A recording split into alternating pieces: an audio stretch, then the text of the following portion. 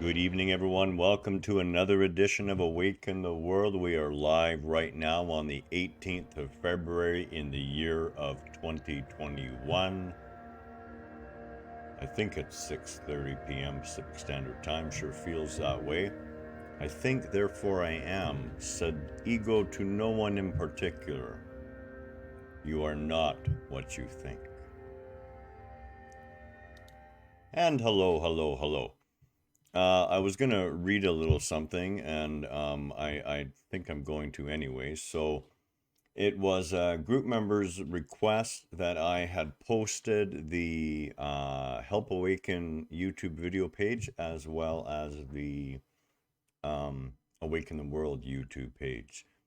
So both of those are kind of like repositories. There's, I don't know, about 500 videos altogether. And then I think there's about 400 or 500 more videos between the Awaken the World group page and, of course, the Awaken the World page where we used to do videos. So there's quite a collection there. So, back up a step, of course. Let me express my love for each and every one of you. I hope you notice I'm sounding a little bit better. My dentures have been adjusted, and now I just have to kind of get used to using them. Um, we were talking about meditation, and yes, I'm going to plan a meditation now that I'm feeling that I can get my pronunciation a little more pronunciated. Good one. Just coined a new word. And in the meantime, and towards that end, I want to share in a state of stillness with you before we begin this. It'll form a good background. A little mini off the cuff meditation. So, of course, when we meditate, there's many forms of meditation, and it doesn't really matter what form we're talking about. What we're really talking about is becoming still, paying close attention, and allowing our mind to become still in the process. So I would invite you as I just guide you through this little impromptu warm-up meditation we're going to do just for a minute or two, just to get a feel, and then we're going to get into our discussion about why you're not what you think you are. So I would invite you, and as I said, for anyone who's just joining us, we were talking about meditation and the Help Awaken page on YouTube and all the meditations that are there. And we had a little video on the advantages of meditation. So I just want to offer you this right now where you can come to a place of stillness. Relax, allow your eyes to close or gaze off into a spot in the distance. Become aware of your own breath. Feel your heart beating in your chest.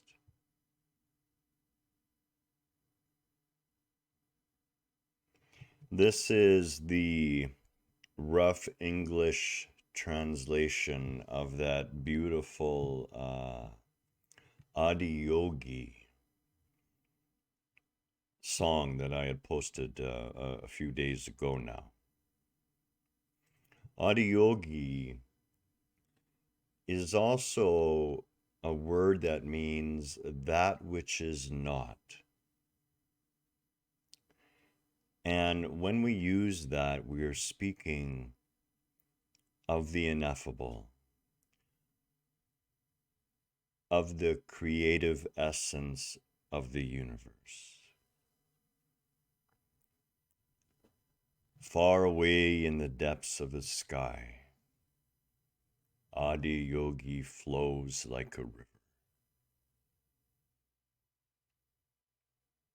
That sea of consciousness, yet manifest, always present. Nothingness and silence drip all around. Everyone, everything is silently uttering Adiyogi. By this touch of yoga, let our mind and body immerse in Adiyogi. Breath becomes eternal. Prana vibrates. The stream of life flowing. May Adiyogi descend upon me.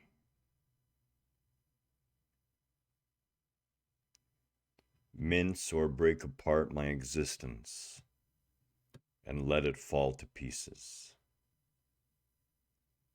Let me be absolute and now whole. Strings of my mind will then play like a sitar. Breath becomes eternal. Prana vibrates. May Adiyogi descend upon me.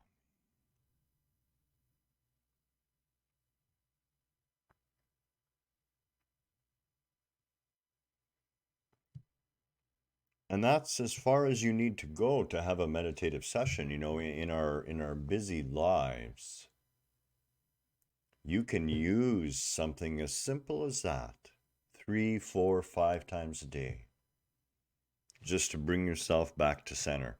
And just so you're aware, when we say that, you know, may Adiyogi descend upon me, we're saying the same thing as the Christians when they say, let the Holy Spirit descend upon me. We're talking about the same thing. Surrendering to the one consciousness that we all truly are, ultimately. So this is where we enter into our discussion on you're not what you think you are. And I know I had kind of intentionally posted, you know, a little paragraph there that if you didn't read it really carefully, you'd think I was just messing with your head. But actually I wasn't. You see, the number one disease on the planet isn't COVID-19, and it's not cancer, and it's not anything else physical. The number one disease on this planet is that the vast majority of humanity is very confused as to who and what they are. Now, I mean it. There is nothing that you can think about yourself that is real. What a whopper of a statement. And I'm not talking about a hamburger. But I mean it. Now, why is that? Well, the reasons, there's actually a number of reasons, but one of the most important reasons for you to understand right now in your existence is that anything that you talk about or conceptualize, and that's what talking is, can only point towards the truth. It can't actually be the truth. So we can say, well, my thermometer says it's 31 degrees outside, therefore it is 31 degrees outside. That's not the case. It's 31 degrees according to the sensor's range and what the sensor is sensing in your thermometer. If that sensor's off, and it will be slightly, it's going to give you an average reading, but it's not the actual thing. And what would 31 really mean? That's the crux of the thought issue. When we say $1 billion, can you actually picture $1 billion? You can't really, you know it's a lot, but you can't actually conceptualize the $1 billion because you're not going to get a picture of 1 billion things. Your mind just won't do it. It's the same way with everything in life. And this is why it's absolutely impossible for anything you think about yourself to be real. It's only pointing in the direction of at best. Why is this important? Because egoically, so many people have been convinced, programmed, bought into, accepted things about them that are simply not true. That are literally impossible to be true. I find more and more, I see more and more posts about people talking about kneeling to heal the broken parts of yourself. The concept that you are broken is only in the mind. And I'm not saying, because I've gone through that, okay? The one thing you need to understand is I was so stubborn, so mind-based, so logical, so driven by my intellect that waking up literally took my death. Not once, but twice. My journey was not easy. I busted up my body. I did myself immeasurable amounts of damage on many levels. But man, was it worth it? And your life is worth it right now. And when you begin to understand that anything you think about yourself isn't real, it is transitory at best, pointing in a direction of something. Remember that. Most of the world is convinced that you are what you think, and you're not what you think. You will think you are what you habitually think about, though. Now, I know this is sounding a little bit convoluted, so I'm just going to repeat myself again. You think you are your habituated thoughts. So, what do I mean by that? If one of your habituated thoughts, whether it's conscious, in other words, whether it's up front or whether it's been pushed back and buried in the subconsciousness, in other words, it becomes an original thought from which silently all the heard thoughts flow from. And I hope that makes sense. And if that original thought, if that unconscious thought that's been buried deep within the subconscious through continual events that you have judged, that have reinforced that idea that you're somehow less than, your thinking will produce a being that feels it's less than. Now, first and foremost, you have to understand that ultimately there is nothing wrong with that. It's part of the process. A great sage once said, you're not even here for life. Life is actually meaningless as far as the physical world concerned. The only thing you're here for is awakening your consciousness. Sounds like a strange phrase. And personally, I love life in all its myriad forms. But at the end of the day, whatever's going on with you right now is absolutely perfect. And any person like myself, whether it's myself or the ones who hold a lot more fame than I do, like Eckhart Tolle or Deepak Chopra, whoever it is, none of us are trying to tell you what to do. All we're doing is pointing out a path and saying, look, we've suffered with this ourselves. We know from whence this comes, and we know the way out. Here's the path. I'm divorced from the concept of whether you choose to walk it or not because I don't know that. In other words, there is nothing that I think about myself that I would ever want to put on you. And yet, in our day-to-day lives, we witness that all the time. We forget so easily that what we choose, focus on that, what we choose to think about somebody else is on us. And it's really a reflection of our state of being.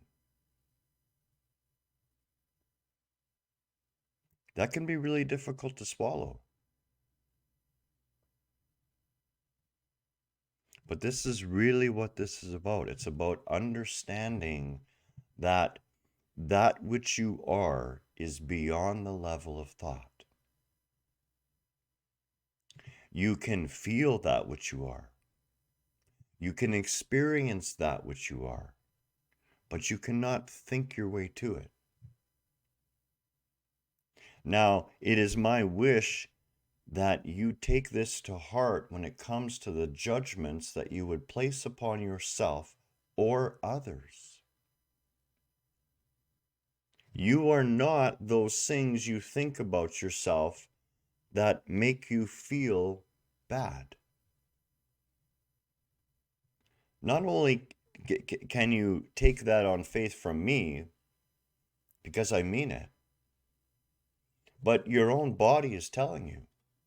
Your own body responds to those thoughts that are not the truth of your existence and reflects back to you a feeling. And that feeling you catch on to and you don't enjoy it.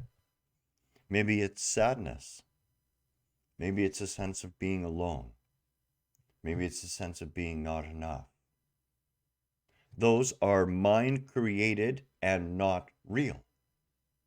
They don't exist anywhere else except within your own head.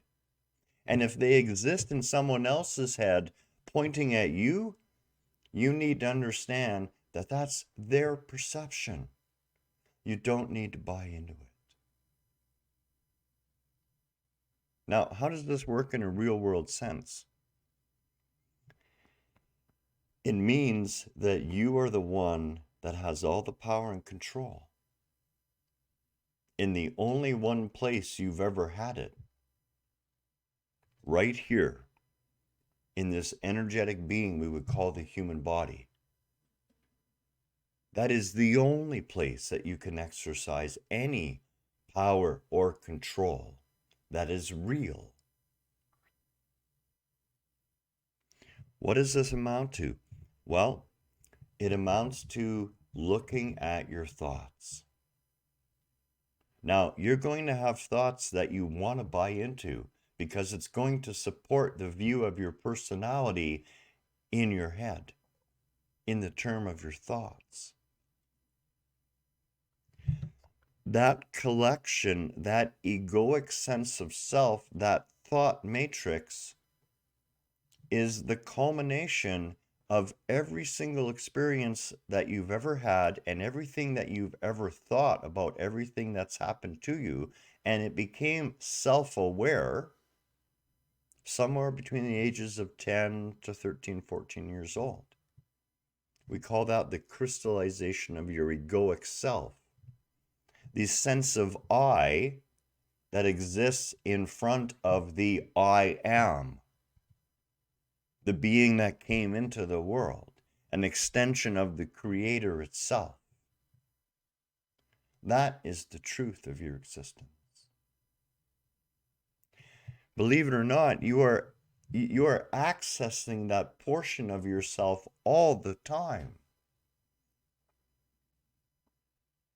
When your eyes are caught by a sunrise or a sunset, and you find yourself becoming still, and you feel life welling within you, that feeling surrounds you and engulfs you 24 hours a day, every day. There is nothing that you can think about yourself that represents the truth of the grandness of what and who you are. You are here as a one-of-a-kind filter, a one-of-a-kind observer, God looking upon itself. seeing itself in every form around it, interacting with itself in every experience, communing with itself in every discussion. If you can see the world from that point of view,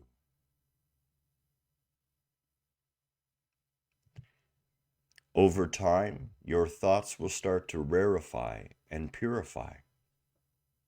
You will think less and less harmful thoughts when you cease to be willing to buy into them as being the end-all, be-all, and the truth. The truth is within you. The truth is all around you. It is not something that can be thought about. It is something that is simply there, waiting for you in that silence. Namaste to this evening. Much love as always. We're going to do a guided meditation of some sort this weekend. I promise I'll set it up. I'll make sure I advertise it. I appreciate the kind words. I understand that a lot of people actually enjoy hearing my voice rumbling along in the meditations. So we'll be doing one this evening, or not this evening, but sometime this weekend. All my love, namaste. Have a wonderful Thursday night. We'll see you again very soon.